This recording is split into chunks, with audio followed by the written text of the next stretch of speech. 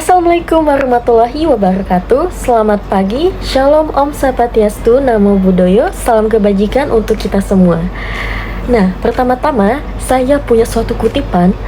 Yang kutipan itu berisi tentang pendidikan harus mempersiapkan siswa untuk masa depan.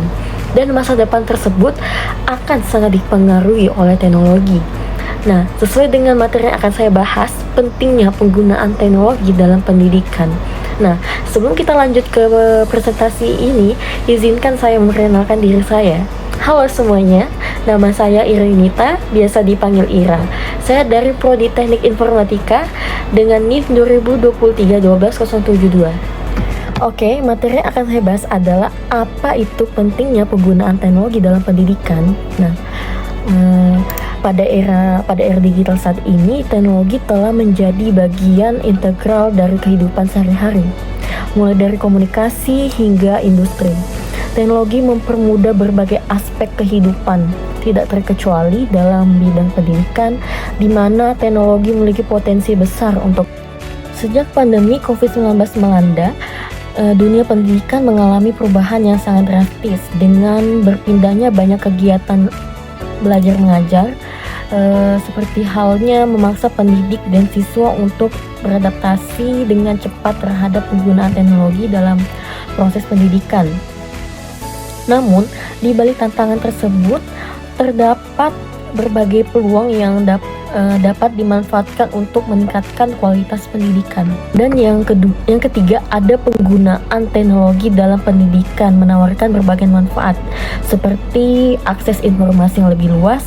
Teknologi memungkinkan siswa mengakses informasi dari sumber belajar dan berbagai penjuru dunia, tidak terbatas pada buku teks saja. Dan yang kedua, ada metode pembelajaran yang interaktif. Dengan teknologi, pembelajaran dapat dilakukan secara lebih interaktif melalui video, animasi, dan simulasi yang membantu siswa memahami materi dengan lebih baik dan pembelajaran yang personal.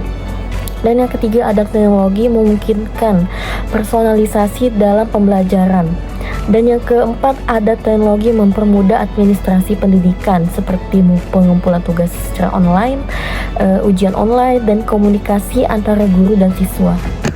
Dan yang keempat, ada aksesibilitas pendidikan seperti akses ke sumber daya pendidikan. Teknologi memungkinkan siswa mengakses berbagai sumber daya pendidikan seperti e-book, jurnal ilmiah, video pembelajaran, dan perpustakaan digital dari mana saja dan kapan saja.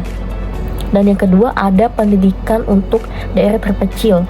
Teknologi menghubungkan siswa di daerah terpencil dengan sumber daya pendidikan dan guru yang sebelumnya tidak dapat mereka akses.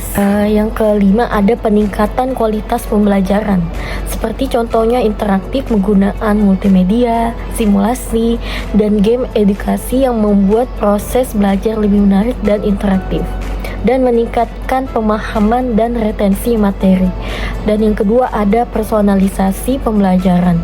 Sistem pembelajaran adaptif dimulai oleh AI dan menyesuaikan materi pelajaran berdasarkan kebutuhan dan kemampuan masing-masing siswa.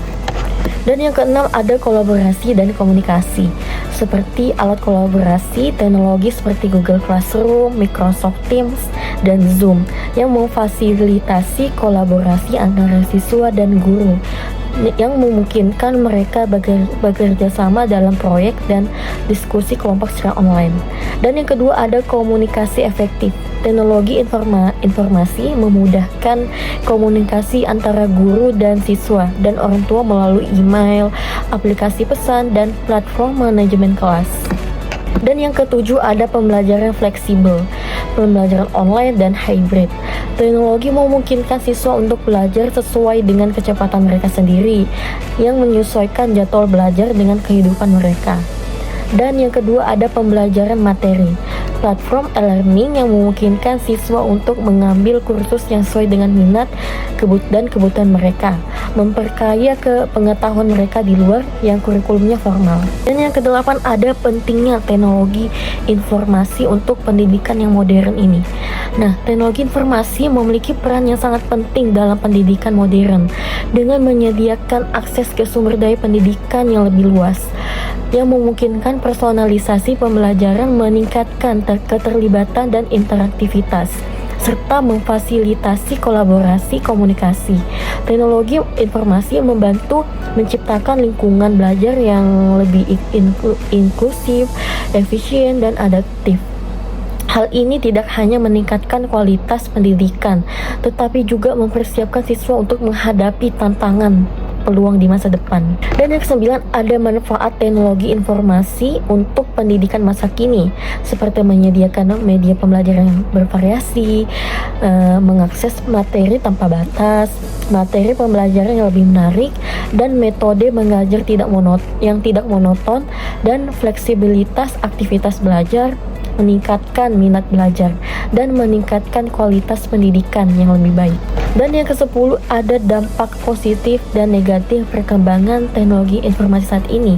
Seperti dampak positif iptek, antara lain memudahkan akses informasi dan komunikasi, mempercepat proses produksi dan layanan, serta memberikan peluang bisnis dan investasi baru. Namun, dampak negatif iptek juga patut diperhatikan, seperti pelanggaran hak kekayaan intelektual, kecanduan teknologi, dan sarana untuk mencontek.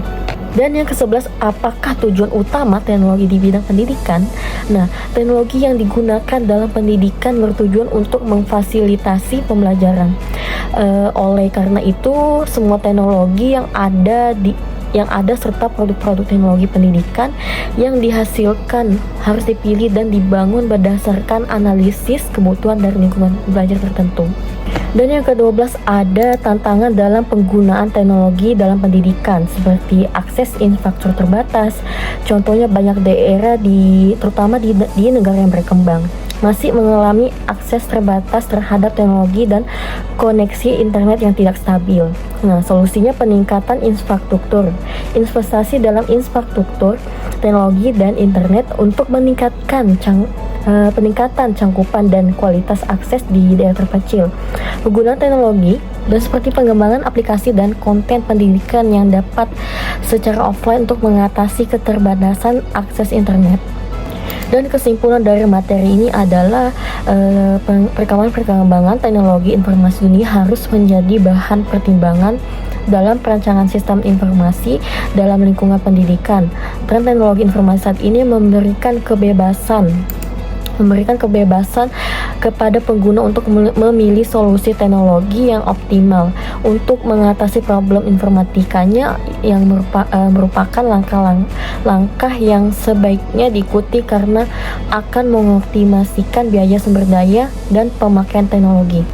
Timbulnya heterogenitas sistem memerlukan dipertimbangannya perancangan yang mengikuti standar open system. Sebuah jaringan komunikasi data yang baik merupakan fondasi utama dalam pembangunan sistem heterogen ini karena memfasilitasi integrasi, konektivitas, dan interoperabilitas. Oke, baik. Segini saja pembahasan materi yang saya bahas hari ini. Mohon maaf apabila ada salah kata dan pengucapan yang tidak berkenan.